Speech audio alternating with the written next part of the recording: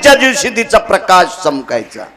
अशी ही अशाच तोडीस तोड लाख्या कोल्हाट्याची मुलगी होती. भाकरीचं टोपलं टेकलं नाना खाली, लांबून लोटांगण घातलं बापाच्या पायावर, लांबून लोटांगण घातलं. बाई लांबून पाया पडते, मी अपवित्र झाले बाबा.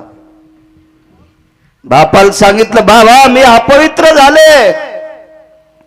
तुमच्यासारख्या पवित्र वारकऱ्याच्या पायाला हात लावावा, हे शरीर पवित्र नाही, मी अपवित्र झाले. काय झालं बाई?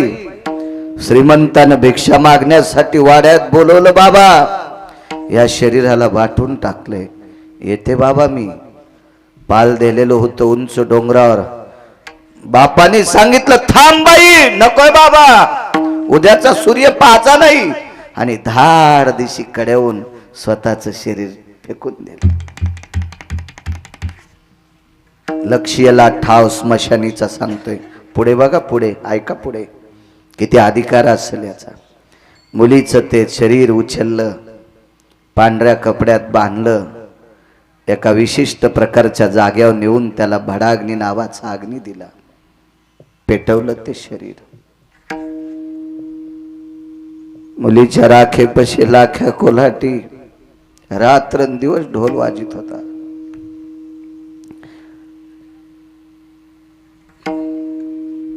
विठाला विठाला विठाला विठाला रात्रंदिवस ढोल वाजित होता. रात्रंदिवस लाख्या कोल्हाट्याने पांडुरंगाचं स्मरण केलं. देवा काय परिस्थिती फिरवलीस रे, काय अपराध केलता रे मी. अरे तुम्हा संप्रदायातल्या देवाय पुढे तर ढोल वाजित होतो, तो संप्रदायाने अमान्य केलेले देव सुद्धा पूजले, त्यांचा सुद्धा आदर केला रे देवा. कामाजावर हे डोंगर कोसळेलास. आज ती समर्पित केल्या गंगेत. लाख्या कोल्हाट्याने विचार केला आता जीवनभर ढोल वाजवायचा नाही. प्रपंच ढोलाशिवाय चालत नव्हता नाना. एके दिवशी लाख्या कोल्हाट्याला बोलण्यासाठी माझा पंढरपुरातला जगाचा बाप आला. सामान्य माणसाच्या रूपात आला. त्या विद्यार्थींना जागा द्या आतमध्ये बसायला. ती माणसं कोपऱ्यातली बाजूला सारखा बसू द्या तिथे मुलींना. लाख्या कोल्हाट्याला बोलण्यासाठी सामान्य माणसाच्या रूपात पंढरपुरातला मालक आला.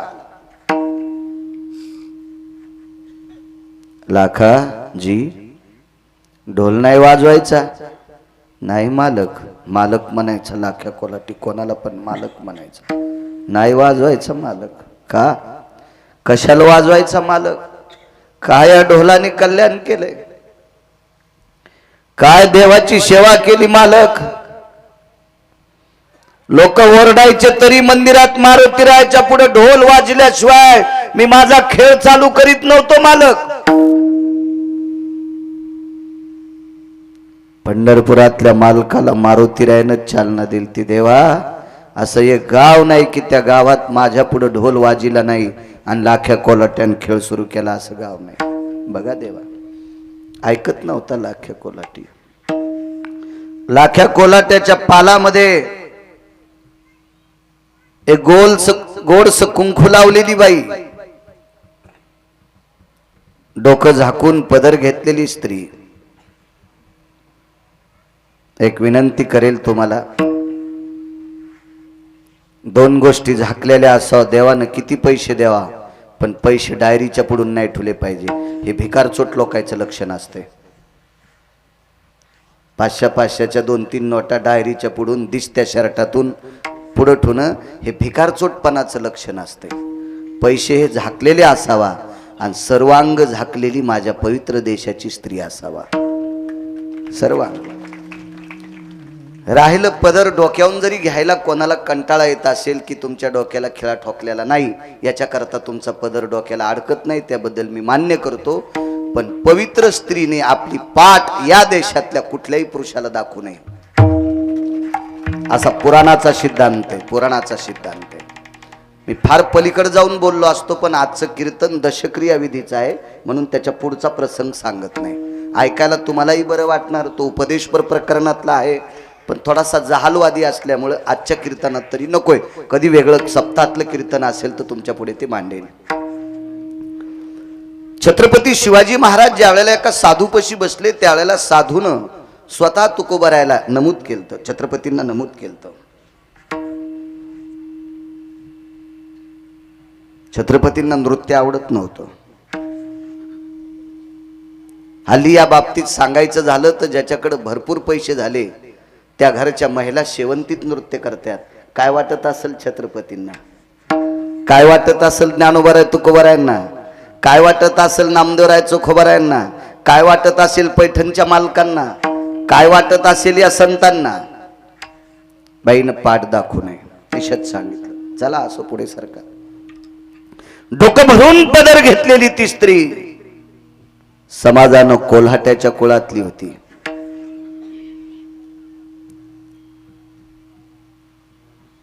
सामान्य माणसाच्या रूपात देव गेला. बाई स्वयंपाक नाही झाला. नवीन माणूस दारात आल्याबरोबर लगेच पदराला हात लावला, खाली मान घातली, सांगितलं नाही मालक. का नाही झाला बाई? गेल्या 10-15 दिवस झालं मुलगी जात राहिली मालक. ढोल वाजीनं बंद केलंय, खेळ बंद झाला. पोटाला येणारा खडकी, दमडी, कवडा, लाल पई, डबल पैसा कोणी काही नाही दिला. ठीक आहे, देवानं बाजूला जाऊन शोक करावा. इतकं पावन कुटुंब आज उपाशी राहतंय. किती दुःखद परिस्थिती या कुटुंबावर आहे. लाख्या कोलाट्याला झोप लागल्याच्या नंतर त्याच्या बाजूचा ढोल आणि टिपरे उचलायचे नाना. एखाद्या गावात जाऊन खेळ करायचा आणि ते खेळ करून आलेली पैसे लाख्या कोलाट्याच्या घरात आणून टाकायचे आणि ढोल जागच्या जागेवर नेऊन ठेवायचा. पत्नीला विचारलं, लक्ष्मी गेली 20-22 दिवस झाले मी ढोल वाजित नाही, आपल्या घरात द्रव्य नाही, चूल पेटली कशी?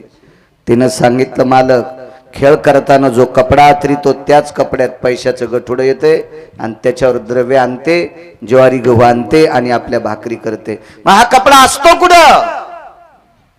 लाख्या कोलाट्याच्या पालामध्ये पांडुरंगाची मूर्ती होती आणि तो मूर्तीच्या समोर कपड्याची घडी करून तिथं ठेवलेली असायची. अहो समोर वाघ आल्याच्या नंतर लाख्या कोलाट्याच्या पत्नी पुढे यायची ताकद नव्हती. भाला पाहिल्यावर तर आतला कपडा नेणं इतकी सोपी गोष्ट आहे, कोण नेत असेल? बघता बघता परिसरात वार्ता पसरली, लाख्या कोलाटी ढोल वाजवायला लागलाय. लाख्या कोलाटी ढोल. आता मोबाईल नव्हतं, एका सेकंदात भारतात कळतंय. त्यावेळेला कळत नव्हतं, प्रांतभेद करून भगवान ढोल वाजायचे. आणि ढोल वाजवायला होतं कोण माहितीये?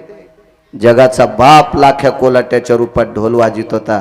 ताराव नाचायला कोण असेल माहितीये माझ्या माईंनो? कोण नाचत असेल? ताराव. लाख्या कोलाट्याची मुलगी तर मृत्यू पावली होती, तिनं देहत्याग केलता. मग कोण नाचला असेल?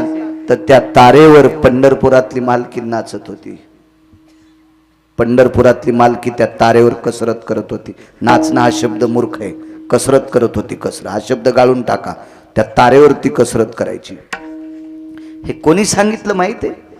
पंढरपुरातल्या मालकाने स्वतः लाख्या कोलाट्याचं रूप घेतलं आणि विटेवरच्या मालकिनीला सांगितलं, लक्ष्मी हे रमा जी तुला आज कोलाटीन व्हावं लागतंय. मालक मी सांगतोय तुला, मी सांगतोय. मी जर जारती लाख्या कोलाटी झाला असेल तर लाख्या कोलाट्याच्या कुळातल्या कोणाचं तरी रूप तुला फक्त तारेवर कसरत करण्यासाठी घ्यावं लागेल. आईसाहेबांनी ते मान्य केलं. लाख्या कोलाट्याचा ढोल जगाच्या मालकाने लाख्या कोलाट्याच्या रूपात वाजवायचा आणि विश्वाच्या मालकीनं लाख्या कोलाट्याच्या मुलीच्या रूपात नृत्य करायचं. ते पुन्हा नृत्य शब्द आला, ती कसरत करायची. बायकोनं सांगितलं, मालक कपडा कसा जातो पत्ता नाही आणि बरोबर गाठोडं येते त्याचाही पत्ता नाही. ते लाख्या कोलाटी होता. रात्रभर त्या पोरगी जिथं प्रेत जाळलं त्या पोरीचं त्या जाग्यावर बसून ढोल वाजवायचा आणि कंटाळा आला की ढोलावर तसंच डोकं टाकायचं आणि तसंच झोपायचा. पण कर्मनो गहनो गती, डोकं खाली पडन खाली झोपला. पण टिपरे मांडी खाली होते नाना, मांडी खाली टिपरे होते. पंढरपुरातल्या मालकाने ढोल उचलला, गळ्यात हात केला, पण टिपरे काढता काढता हात धरला. कोण?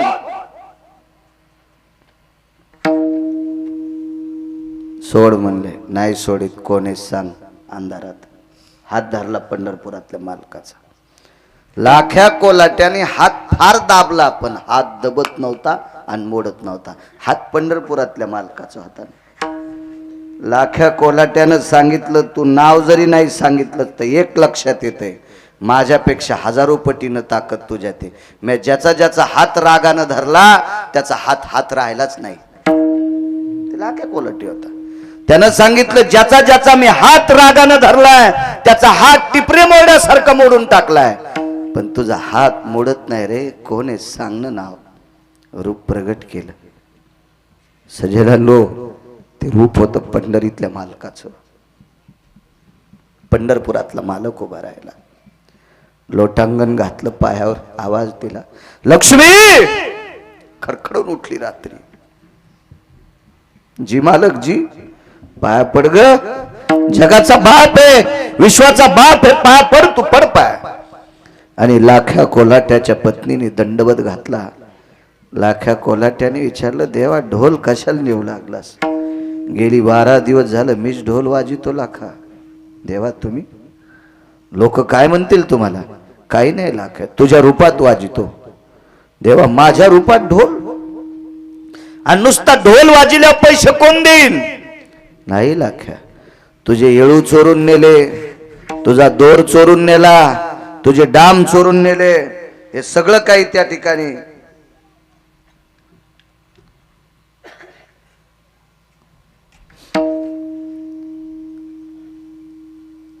जशाला तसं सामान नेलं रे लाख्या.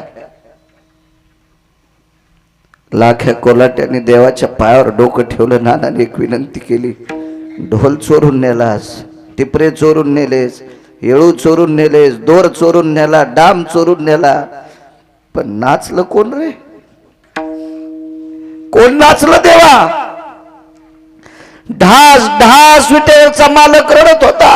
लाख्या, तुझ्या या पवित्र परमार्थाला भुललो रे. तुझ्या या पवित्र परमार्थाचं कर्ज आहे. ब्रह्मांडाचा धनी तो संती केला ऋणी. तुझं कर्ज उतरण्यासाठी माझ्या पत्नीला तुझी पोरगी केली, लक्ष्मीला जगाच्या मालकिनीला तुझी मुलगी केलं, आणि तिनं त्या तारेवर कसरत केली. लाख्यानं कपाळ बडिलं, देवा का रे, का रे देवा, का रे, का का. ऐक रे लाख्या, तुझ्या घरातली माणसं उपाशी राहिल्याच्या नंतर मला कोण करुणा घन म्हणील? मला कोण वात्सल्य सिंधू बनील?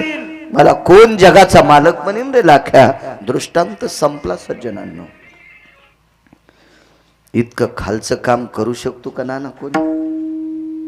ज्याच्याकडे 5 एकर जमीन आहे तो तरी ढोल वाजील का? हा, ज्याच्याकडे गुंठाभर जमीन नाही तो तरी आपल्या बायकोला तारेवर कसरत करायला लागेल का? नाही. विश्व ज्याच्या ताब्यात आहे त्याला जगाचा बाप म्हणतात. त्याच्या पलीकडे सांगू का? तुम्हाला आणि मला किती दिवस इथं ठेवायचंय आणि कोण्या दिवशी त्या जागेवर न्यायचंय हे ज्याच्या हातात आहे त्याला जगाचा बाप म्हणतात. जगाचा बाप. वृक्षाचे पान हाले ज्याची सत्ता, राहिली अहंता मग कोठे. या सर्व विश्वातल्या गोष्टी ज्याच्या देखवी ऐकवी एक नारायण, तयाचे भजन चुकू नका. हे सगळ्या गोष्टी त्याच्या ताब्यात आहेत. तो जगाचा बाप विश्वाच्या मालकिनीला तारेवर कसरत करायला लावतो. लाख्या कोलाट्याचा संसार जोपासतो. मला एक लक्षात आलं नाही, श्रुतीनं विटेवरच्या मालकाला नाना प्रश्न केला. पैठणे पाटील प्रश्न केला, हे भगवंता, मग लाख्या कोलाट्याच्या उदरभरणा करता स्वतःची पत्नी कोल्हाटीन केलीस, स्वतः कोल्हाटी झालास. इतकं जर त्या कुळावर तुझं प्रेम होतं मग पोरगी मरू का दिली? विश्वाच्या मालकानं सांगितलं, उपजल्या पिंडा मरण सांगाते, आया सो एक दिन आना पडेगा, किराए का घर तो खाली करना ही पडेगा. एवढ्या तत्वावर आडूर असणारा लाख्या कोलाटी जगाच्या बापानं त्याच्याकरता इतकं खाली येऊन नीच काम करावा एवढा अधिकार त्या लाख्या कोलाट्याचा. तरी पण त्याच्या मुलीचं सात्विक सदाचारी पुण्यशील मुलीचं प्रेत घराच्या बाहेर काढलं. तुमच्या आमच्यात सामान्य कुटुंबात जन्माला आलेले स्वर्गीय आबा यांना तरी कसं घरी ठेवता येईल म्हणून मालक पहिल्या कडव्यात म्हणतात, प्रेत रूप शरीराचा भाव झाला प्रेत रूप शरीराचा भाव झाला प्रेत रूप शरीराचा भाव झाला प्रेत रूप शरीराचा भाव झाला प्रेत रूप शरीराचा भाव झाला प्रेत रूप शरीराचा भाव झाला प्रेत रूप शरीराचा भाव झाला प्रेत रूप शरीराचा भाव लक्षीला ठाव स्मशानीचा लक्षीला ठाव स्मशानीचा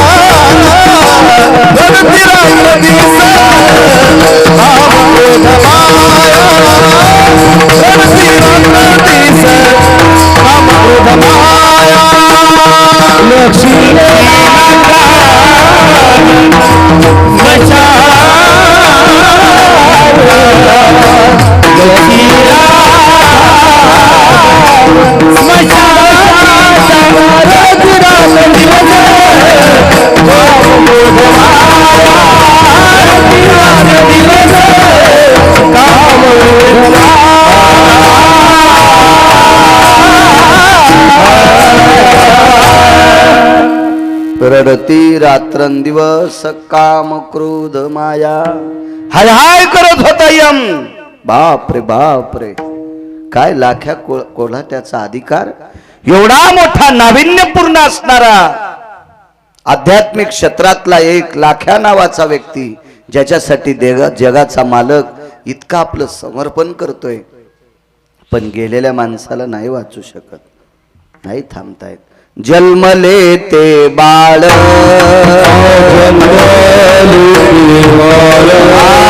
जन्मले ते बाळ त्याची वाट पाहे काळ त्याची वाट पाहे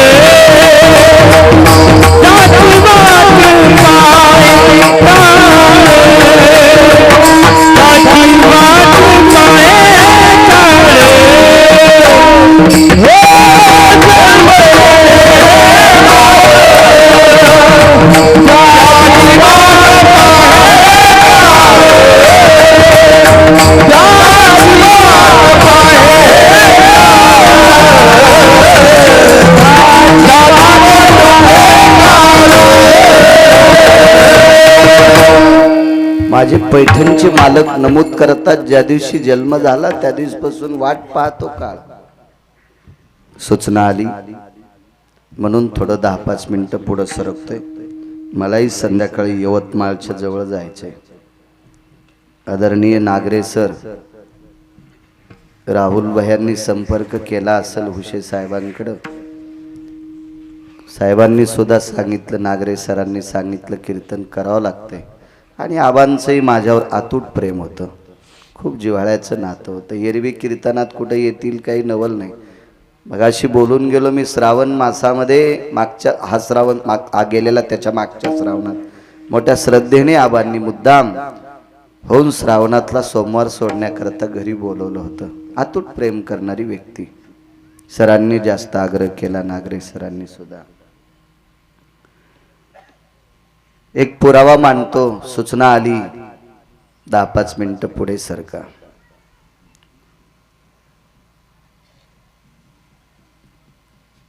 अभिमन्यू नावाचा एक व्यक्ती महाभारतामध्ये भारतीय युद्धातला नाना तो शुंह होता. शुंह भारतीय युद्धातला. भारतीय युद्धामध्ये 4 शुंह होते, त्याच्यापैकी तो एक शुंह आहे अभिमन्यू. याचं नातं थोडस लक्षात घ्या. लाख्या कोलाटी हा कुळानं जरी कोलाट्याच्या कुळातला असेल, पण वारकरी होता याच्याकरता देवाच्या जवळीकतेचा होता. अभिमन्यू हा वारकरी अधिक जगाच्या मालकाचा सक्का भाचा होता. नातं लक्षात घ्या. अभिमन्यू नुसता वारकरी नाही, पांडव हे वारकरी कुळ होतो. पाहती पांडव अखंड वनवासी, परित्या देवाशी आठविती किंवा आळविती. पांडव भजन करणारी होती. पांडव परमार्थिक होती. पांडव सात्विक होती. पांडव पुण्यशील होती. पांडव धर्मनिरपेक्ष होती. धर्मावर अतूट श्रद्धा असणारी पांडव होती.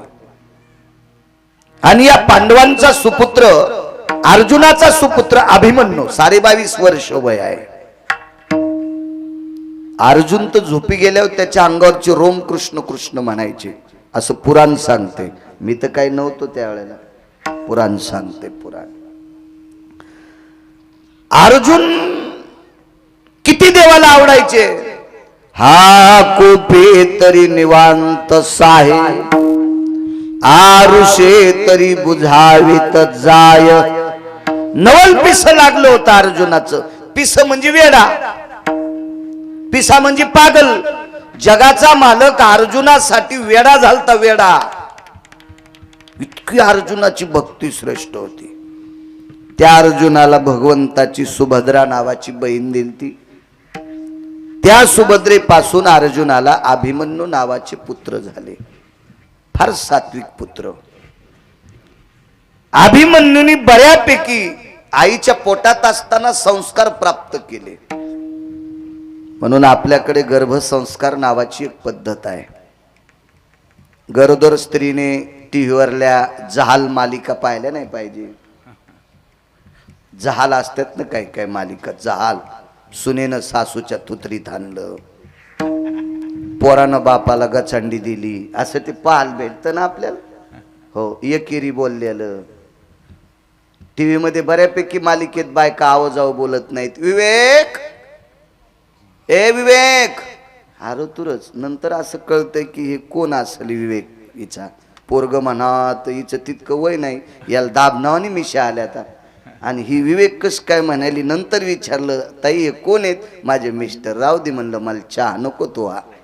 तू नवऱ्याला जरी एकेरी बोलायलीस तर आम्हाला गॅसच्या